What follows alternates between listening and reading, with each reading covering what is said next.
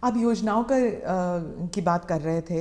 अखिलेश जी कहते हैं कि उत्तर प्रदेश में कोई योजनाएं आपकी नहीं थी, माने नहीं बीजेपी की नहीं थी, वो उनकी अपनी योजनाएं हैं। आप अपना अपनी जामा पहनाते हैं और आप अपनी उपलब्धि बताते हैं उसे। मुझे बहुत आनंद होता है जब ये सुनता हूं तो योगी जी की इतनी मेहनत और इतनी सफल योजना, उसको साकार करना और उसको कभी कोई एनकैश करने के लिए इधर उधर की बातें करता है, तो मैं उसमें से एक अर्थ ये निकालता हूं कि योगी जी की ये योजना इतनी अद्भुत है, असंभव को उन्होंने संभव करके दिया है, तभी जाकर के विरोधी भी उसको कैश करने के लिए मैदान में उतर पड़े हैं। वरना विरोधी विरोध करता, कैश करने के लिए मैदान में उतरा है, मतलब योजना अच्छी है, योजना सफल है और सफल तरीके से समय सीमा में उसको पूरा किया है। और एक प्रकार से मैं इसको योगी जी की क्रेडिट मानता हूं।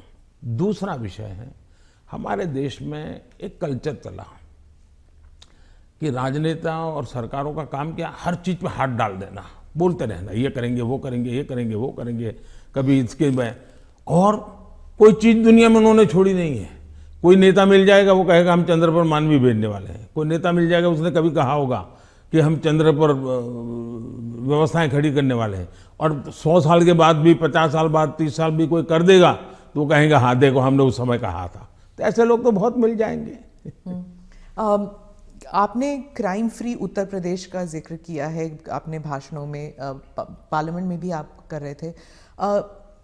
आपने कहा कि समाजवादी पार्टी जो है वो दंगाइयों की पार्टी है, आपने, और योगी जी ने कहा कि गुंडे हैं उस पार्टी में। तो क्या आप, और समाजवादी पार्टी कहती है कि उनकी खामियां हैं और इसलिए वो हम पर एलिगेशंस करते हैं। क्या आप ये आप कैटेगोरिकली कह सकते हैं कि यूपी जो है वो क्राइम फ्री की तरफ बढ़ रही है और ये हो सकता है, संभव है? पहली बात है कि जब लोग उत्तर प्रदेश में सुरक्षा के विषय की चर्चा करते हैं तो वहां के सामान्य मानवी के मन में पिछली सरकारों में जो उन्होंने मुसीबतें झेली है, जिस प्रकार से गुंडा राज चलता था, जिस प्रकार से माफिया की इच्छा के अनुसार ही सरकार के बाबुओं को काम करने के लिए मजबूर होना पड़ता था, जिस प्रकार से इस प्रकार के दबांग लोगों को सरकार में एक प्रकार से प्रतिष्ठा थी, आश्रय था, ये सारी चीजें उत्तर प्रदेश ने बड़े निकट से देखा है। बहन बेटी घर के बाहर नहीं निकल पाती थी, ये उत्तर प्रदेश ने देखा है। आज उत्तर प्रदेश की बेटी कह रही है कि मैं शाम को अंधेरा होने के बाद भी अगर कहीं काम है तो जा सकती हूँ। ये जो विश्वास पैदा हुआ है वो मैं समझता हूँ सुरक्षा के लिए बहुत जरूरी है। और ये तब हुआ है, उत्तर प्रदेश में एक समय था गुंडे जो चाहे वो कर सकते थे। आज स्थिति ये है कि उनको हाथ जोड़ के कहना पड़ता है कि यहाँ बाहर मुझे रहना नहीं है, या तो मुझे जेल में ही रखो ताकि वहाँ थोड़ी बहुत तो मेरी जिंदगी बच जाएगी, क्योंकि मेरे पाप, और हर कोई सरेंडर कर रहा है। बहुत से लोग हो सकता है सही रास्ते पर भी आ जाएंगे, जब देखेंगे कि भाई अच्छे रास्ते से भी जीवन जिया जा सकता है तो हो सकता है अच्छे रास्ते पर आ जाएंगे। लेकिन योगी जी ने सुरक्षा को प्राथमिकता दी है, कोई कॉम्प्रोमाइज नहीं किया है। कुछ लोगों को उसके कारण तकलीफ हो रही क्योंकि उनका कारोबार वही था। आज खास करके माताओं बहनों को जो सुरक्षा मिली है ये बहुत ही महत्वपूर्ण है। अब आप देखिए इतना बड़ा कुंभ का मेला हुआ, यानी हमारे देश में हुए कुंभ के मेलों में सबसे बड़ा कुंभ का मेला योगी जी के कालखंड में हुआ। करोड़ों की तादाद में लोग आए, कोई कानून व्यवस्था की समस्या नहीं हुई, कहीं चोरी की भी खबरें नहीं आई, जेब कतरे की खबर नहीं आई। ये किसी भी समाज को संतोष देने वाला विषय है, ये गौरव करने वाला विषय है। और हिंदुस्तान में अगर सुरक्षा को प्राथमिकता दी जाए तो बुरा क्या है?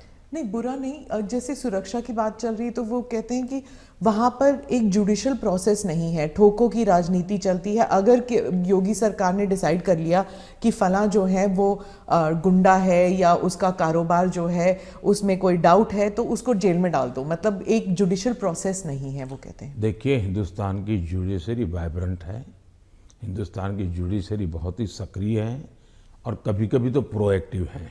अगर ऐसा कुछ भी हुआ होता तो हिंदुस्तान की जुडिशरी ने जरूर कदम उठाए होते और पीआईएल करने वालों की कमी नहीं है हमारे देश में। ऐसी बहुत बड़ी जमात है जिनकी रोजी रोटी पीआईएल पर है, तो वो तो तुरंत पहुंच जाते हैं, लेकिन ऐसा कुछ नहीं हो रहा है।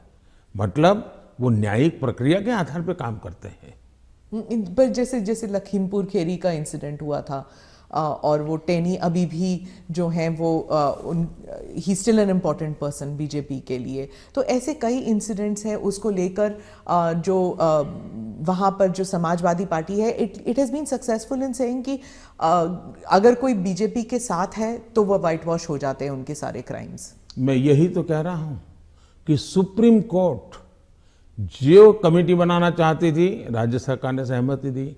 सुप्रीम कोर्ट जिस जज के नेतृत्व में तपास करना चाहती थी, राज्य सरकार ने सहमति दी। राज्य सरकार ट्रांसपेरेंसी से काम कर रही है, तभी तो सुप्रीम कोर्ट की इच्छा के अनुसार सारे निर्णय करती है।